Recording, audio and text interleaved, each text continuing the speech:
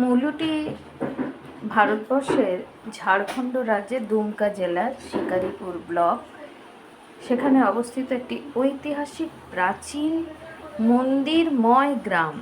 মানে এক কথায় যেটাকে বলতে গেলে গ্রামটিতে মানুষ কম, মন্দির বেশি।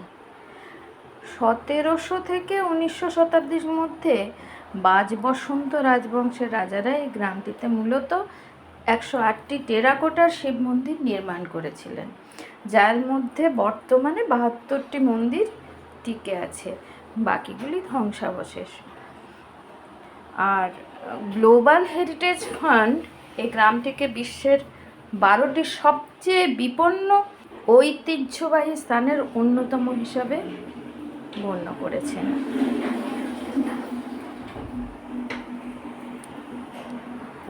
তো আমরা পৌঁছে গেছিলাম তারাপীঠ থেকে মূলটি, মানে বীরভূম থেকে ঝাড়খণ্ড, দুমকা জেলা।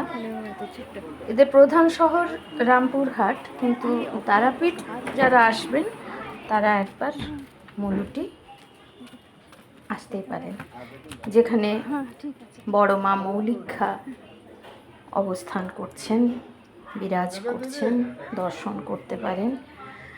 আর আরেকটা যেটা বড় কথা, এই মূলটি গ্রাম বামদেবের মামার বাড়ি। এখন ঘড়িতে বাজছে 12টা 5। আর এই যে ত্রিশূল দেখছো, এই ত্রিশূলটি হচ্ছে বামাখ্যাপার সেই আদি ত্রিশূল। যখন চণ্ডীপুর বা তারাপীঠে ভয়ঙ্কর বৃষ্টি, সেই বৃষ্টির সময় এই ত্রিশূলটি মামাবাড়িতে রেখে গেছিলেন। আর এই সেই শঙ্খ রাখা আছে, কিন্তু বড্ড নির্জন, সাধনার জন্য যেন উপযুক্ত। এই যে এখানকার যিনি পূজারী, ওনার সঙ্গে কথা বলছেন।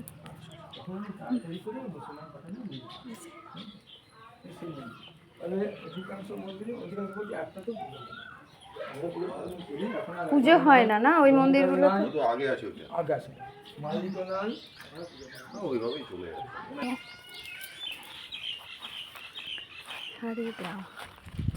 কতদিন পরে গাছটা দেখছি,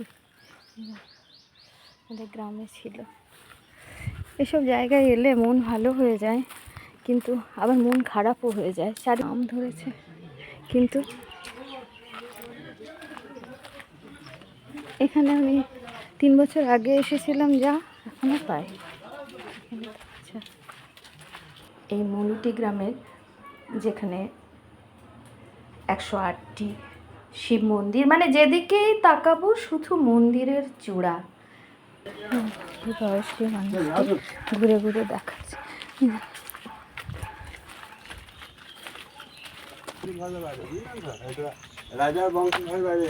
আচ্ছা, ওনারা কি এখনো এখানের বংশধরেরা আছেন? আচ্ছা আচ্ছা, হ্যাঁ, বাড়িটা তো দেখে বোঝাচ্ছে যে আছে। আসেন, এনারাই কি পুজোটা চালান? হ্যাঁ, ওনারাই পুজো চালান। আপনি এখানের বাসিন্দা? আমি এখানকার লোকাল বাসিন্দা। আচ্ছা, কি নাম আপনার? আমার নাম প্রকাশ ব্যানার্জি। প্রকাশ ব্যানার্জি, বাহ। শুধু কতগুলি শিব মন্দির আছে এখানে? 108টা, পুরো গ্রাম জুড়ে না? আচ্ছা, এই গ্রামটা কি মূলটি? মূলটি দুমকা জেলা, ঝাড়খণ্ড রাজ্য।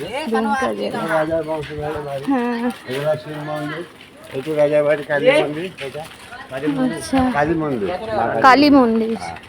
এই তিন ঘরে দুর্গা মন্দির, প্রচুর প্রচুর। এটা সবচেয়ে বড় মন্দির। আচ্ছা, আর এই দেখো মন্দির মসজিদ যে যায় তিনটে, ওই যে, হ্যাঁ দেখো টেরাকোটার কাজগুলো দেখো, কোনো মানে, হ্যাঁ হ্যাঁ হ্যাঁ, এবার চিনতে পেরেছি। আচ্ছা, এটার কি গুরুত্ব? মন্দির, মসজিদ আর গির্জা সর্বধর্ম সমন্বয়, রাজার সমস্ত ধর্ম সমান থেকে দেখে। হ্যাঁ, মধ্যখানে মসজিদ, এদিকে গির্জা, আছে মন্দির, কিন্তু সবই শিবলিঙ্গের পূজা। সবই শিবলিঙ্গ, কিন্তু চূড়াগুলি ডিজাইন আলাদা। মসজিদ, হ্যাঁ, মধ্যখানে মসজিদ, গির্জা, দেখেই বোঝা যাবে তো। এই যে চূড়া 3টি 3 রকমের। কিন্তু হ্যাঁ মসজিদের গম্বুজ আর ওই যে গির্জা, গির্জায় ওই যে কাজ করা আছে, আর এটা মন্দির ভাবা যায়। হ্যাঁ 38, 39, 40, কিন্তু প্রত্যেকটিতেই শিবলিঙ্গ, শুধুমাত্র হ্যাঁ এখানেও রয়েছে। হ্যাঁ এই যে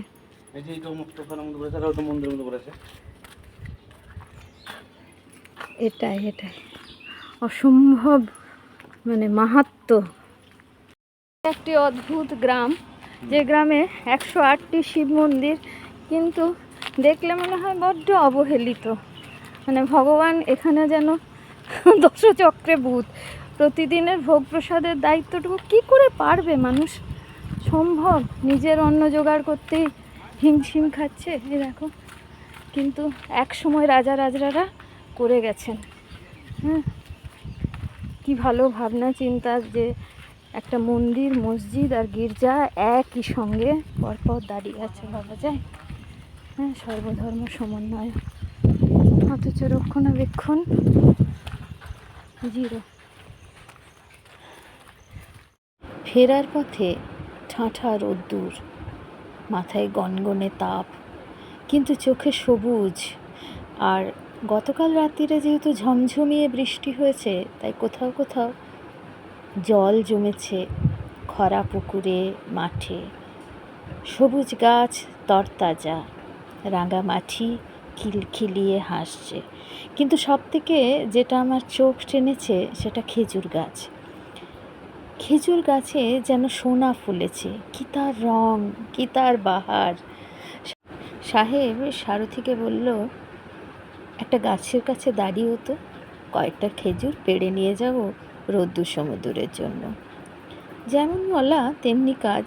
কিন্তু আমি বললাম, গাছের হাইট যেন আমার মতো হয়, আমি কিন্তু পারবো। সারথি ভীষণ খুশি। আসতে দেখবে, হাতে লাগিও না।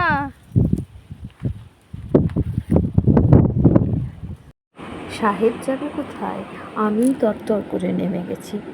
আরে এত সামনে থেকে এরকম জিনিস সহজে ছাড়া যায়? বিশেষ করে গেছো মেয়েদের। গোপনে খেয়েছি যে কোথাও যদি লেগে যেত, পড়ে যেতে, কোথায় কিচ্ছু হবে না। গেছো মেয়েদের, মেঠো মেয়েদের এসবে কিচ্ছু হয় না তো। এক রাস আনন্দ, এবং আমাদের সঙ্গে যেন আমাদের সারথি ও রাজা দাদাও যেন অদ্ভুতভাবে খুশিতে আনন্দে মেতে উঠল।